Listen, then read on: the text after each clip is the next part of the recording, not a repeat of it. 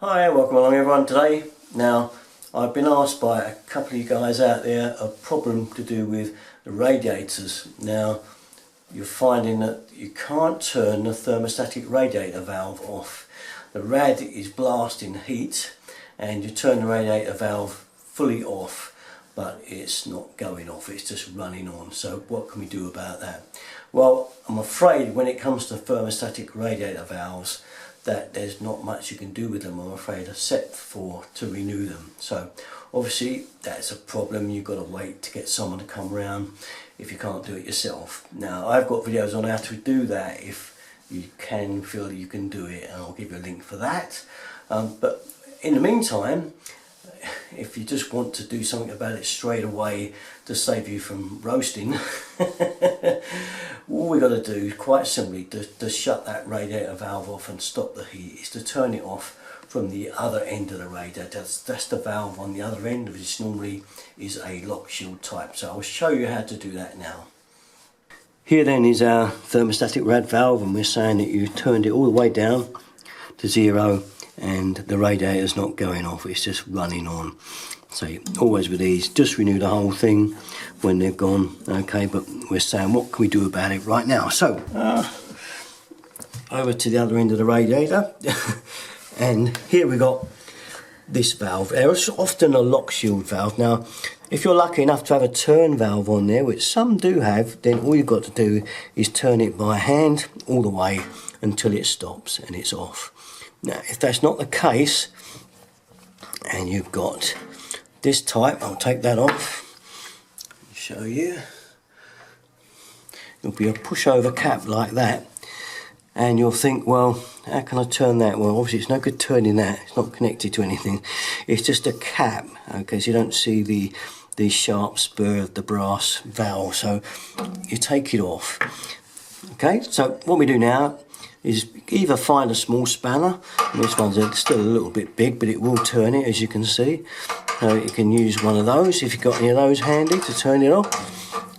Okay. Or which way do you turn it to turn it off? Right, well, I'll show you with a spanner again. So it's clockwise, this way. So that's off. It's nearly off. You'll feel when it stops. Keep going with it until you feel it come to a stop. There, that can't go anymore. That is now off. And the rad will go cold.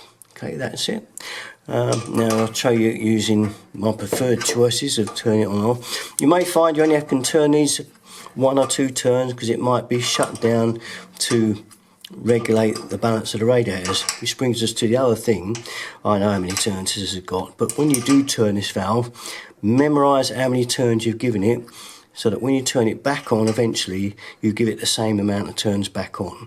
That will mean then it will be perfectly balanced still and won't upset the system balance. Alright, I know it's a couple of turns on this And one. balancing means the amount of heat that each radiator gets. That's it, you got it. This is my preferred spanner, a little adjustable, and as you can see you can get it nice tight on the jaws down like that to shut it down. Again, there you go, you can feel you can't turn that anymore, that's off. Right, so once again we'll back that one on. At the very worst, most people have got these pair of pliers, you know, they're not so good because they're a bit fiddly, sort of going like this, but obviously you can still do it. And if some valves are a bit stiff, you might find that they're a bit difficult to get off. Now, they're just more awkward to handle, aren't they? They kind of slip out your hands a bit. Hate pliers. Finally, you may have this type of valve with a screw in the top. Now I've just placed this on the top because on some valves that screw goes in and it goes into the square head of the valve. All you've got to do for this type is undo the screw, take it out in a screwdriver and put it off, and it's the same operation as I've just showed you with shutting it off and turning it back on again. Okay, so it's not too difficult, but you might see that and think, oh, there's a screw in it, you know. But it's no big deal. Alright, undo the screw, take it off and do the same thing I've just showed you. And that's it really, simple little thing, but something that most people panic a bit about because they, you know, the heat is burning away and they can't get the radiator to go off. And it's a get by for now you can turn the radiator off. In fact, you can even sort of kind of just turn the rad right down by adjusting that valve. So it just lets a little bit of heat through for now until you fix the thermostatic rad valve. Well, don't fix, renew it. Okay, that's it though, just a little one from me. All my videos, you know where to go. Derek and 33. Thanks for watching, guys. Bye bye.